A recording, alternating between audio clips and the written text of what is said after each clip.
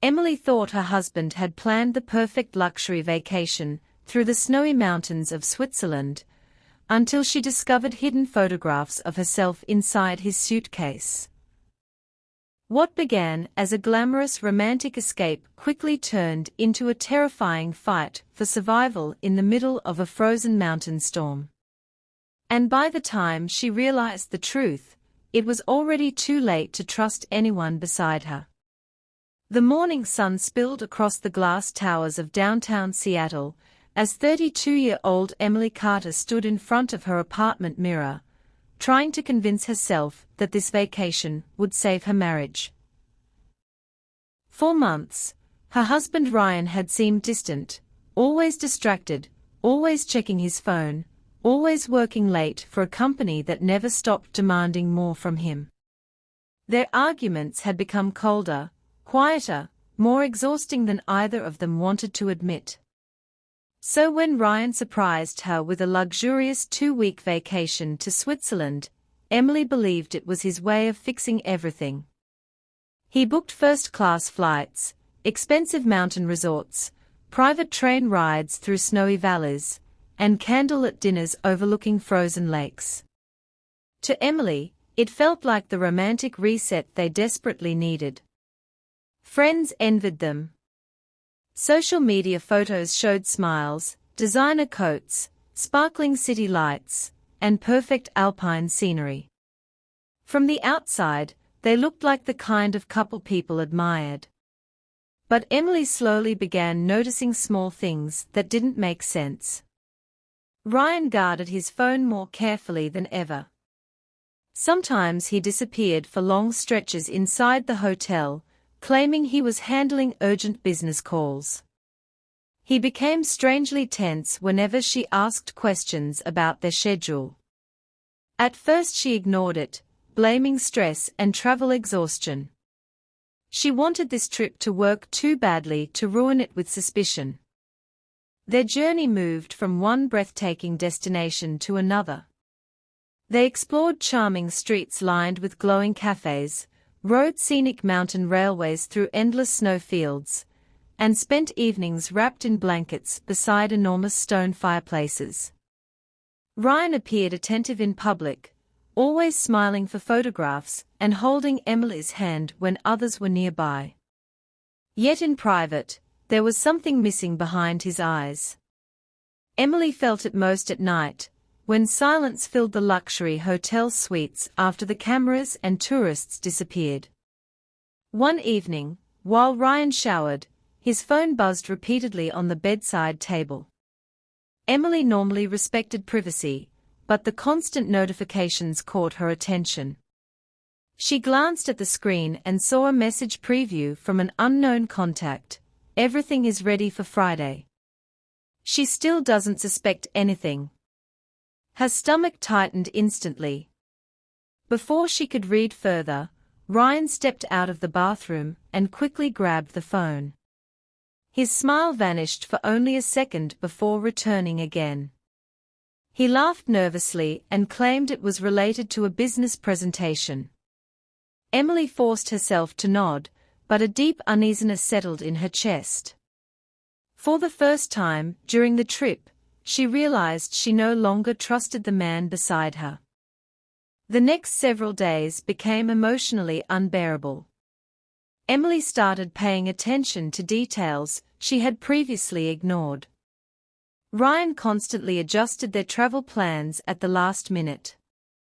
He insisted on isolated sightseeing locations instead of crowded tourist areas.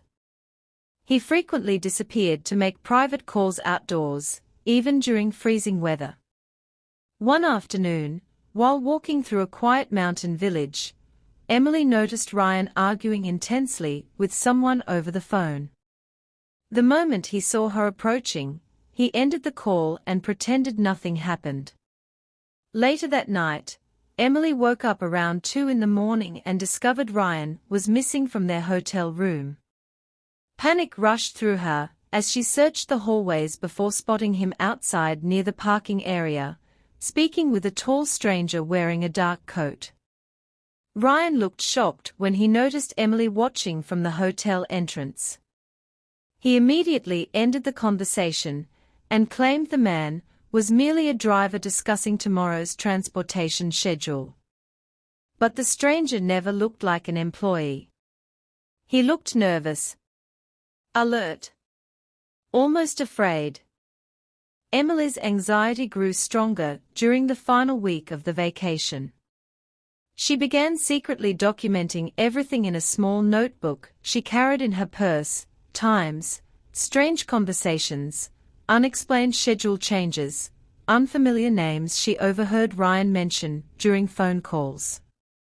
She hated herself for doing it, but instinct told her something was terribly wrong. Then came the moment that changed everything. While Ryan attended what he described as an urgent meeting inside the hotel lounge, Emily accidentally picked up the wrong suitcase from beside the bed. The luggage looked identical to hers, but when she opened it, she froze. Inside were several documents containing maps, transportation routes, large cash envelopes, and printed photographs of her taken throughout the trip without her knowledge. Some photos showed her alone near mountain cliffs, train platforms, and remote hiking trails. Her hands shook violently as she stared at the images. None of this felt accidental anymore. None of it felt safe. Before she could process what she was seeing, she heard Ryan's footsteps approaching the hotel room door from the hallway outside. Emily's heartbeat pounded so hard she thought Ryan would hear it through the hotel door. Her trembling hands shoved the photographs and papers back into the suitcase seconds before the electronic lock beeped open. Ryan stepped inside carrying 2 cups of coffee, acting calm and affectionate, as if nothing unusual existed between them. Emily forced herself to smile while every instinct screamed that she was no longer safe. For the rest of the evening, she pretended to be exhausted from sightseeing so she could avoid conversation. Ryan appeared strangely cheerful, even relieved, and spent most of dinner discussing a special surprise he had planned for the next day in the mountains. Every word tightened the fear growing inside her chest. She could barely focus on the elegant restaurant around them, the soft piano music, the glowing chandeliers, the wealthy travelers laughing nearby. Her mind kept returning to the hidden photographs. Someone had been watching her throughout the trip. Someone had been documenting her movements in isolated locations. And Ryan knew about it. That night Emily waited until Ryan fell asleep before carefully taking his phone from the nightstand. Her hands shook so badly she nearly dropped it onto the hardwood floor. She guessed his password using the date of their anniversary, and to her shock, it unlocked immediately. What she discovered made her feel physically sick. There were encrypted messages between Ryan and several unknown contacts discussing schedules, timing, transportation routes, and large money transfers. One message read, "After Friday everything will disappear cleanly." Another stated, "No witnesses, no loose ends." Emily scrolled through dozens of conversations, each more disturbing than the last. Yet the most terrifying discovery came from a deleted folder Ryan apparently believed nobody would ever see. Inside were detailed insurance documents showing that Ryan had recently increased her life insurance policy to an enormous amount. The policy had been updated only 3 weeks before the trip. Emily covered her mouth to stop herself from gasping aloud. Suddenly the expensive vacation, the isolated locations, the secret meetings, and the strange photographs all connected into one horrifying possibility she could no longer ignore. Sleep became impossible. Emily spent hours sitting silently in the dark beside the hotel window, staring out at the frozen mountains while trying to decide what to do next. Part of her desperately wanted to believe there had to be another explanation. Ryan had been her husband for 6 years. They had built a life together in Seattle. They owned a home together. She knew his favorite foods, his childhood stories, his dreams for the future. How could the same man now be involved in something so frightening? But another part of her new denial could cost her life. Every instinct warned her that she needed to escape before Ryan realized she had uncovered the truth. Still, she faced a terrifying problem. They were thousands of miles from home in unfamiliar territory. Ryan controlled most of the travel arrangements, transportation bookings, and finances during the trip. If she confronted him directly, she had no idea how he might react. The following morning Ryan appeared unusually energetic. He insisted they spend the day visiting a remote scenic overlook deep in the mountains, describing it as the perfect final memory before returning home. Emily's fear intensified immediately. She tried suggesting crowded tourist attractions instead, but Ryan became subtly irritated and unusually persistent. Eventually she agreed, pretending everything was normal while secretly planning her escape. Before leaving the hotel, she quietly slipped her notebook and passport into her coat pocket. She also sent a brief message to her younger sister back in the United States, carefully wording it so Ryan would not become suspicious if he saw her phone later. The message simply read, "Something feels wrong. If you don't hear from me tomorrow, contact authorities." After sending it, Emily deleted the conversation from her phone and forced herself to breathe normally. The drive into the mountains felt endless. Snow-covered forests surrounded the narrow roads, while heavy clouds darkened the afternoon sky. Ryan kept making small talk, smiling casually, even reaching over occasionally to hold Emily's hand. His calm behavior terrified her more than anger would have. Every few miles Emily noticed there were fewer cars, fewer buildings, fewer people. Eventually Ryan parked near a secluded hiking area overlooking steep cliffs and frozen valleys below. The silence there felt unnatural. No tourists. No guides. No nearby staff. Just endless snow and sharp winds cutting through the mountains. Ryan grabbed a backpack from the trunk and suggested they walk to a viewpoint only locals know about. Emily followed cautiously, her mind racing with escape plans while her boots crunched across the icy trail. As they climbed higher, Emily noticed Ryan repeatedly checking his watch and scanning the area around them. Then she saw something that nearly stopped her cold. Footprints ahead on the trail that clearly belonged to another person waiting somewhere farther up the mountain. Ryan noticed her staring and quickly distracted her by pointing toward the valley below. Emily's fear became absolute certainty. She realized this was not a romantic excursion. Whatever Ryan had planned was about to happen very soon. The icy wind roared through the cliffs as they continued walking toward a narrow overlook surrounded by steep drops on both sides. Emily understood with terrifying clarity that if she wanted to survive, she would need to act before they reached the top. Emily's breathing became shallow as the narrow trail curved around the mountainside. Every step felt heavier than the last. The snow beneath her boots crunched loudly in the silence, and the freezing wind whipped through the cliffs hard enough to sting her face.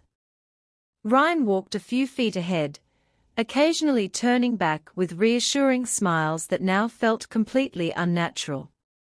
Emily forced herself to stay calm while carefully studying the environment around her.